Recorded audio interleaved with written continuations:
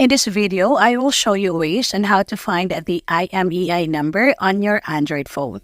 If you're new to this channel, please subscribe or click the follow button to be updated with our latest upload.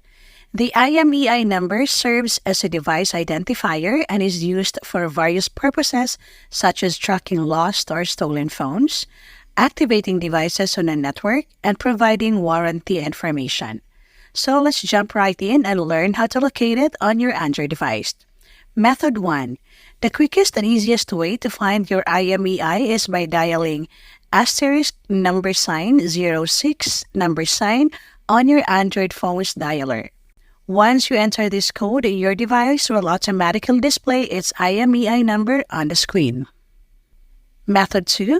Simply go to Settings, then About Phone, and finally, you'll see your IMEI listed along with the other device information. Method 3. Locate your IMEI by checking the original box your device came in or any purchase receipts you may have.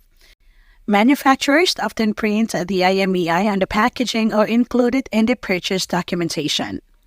Method 4.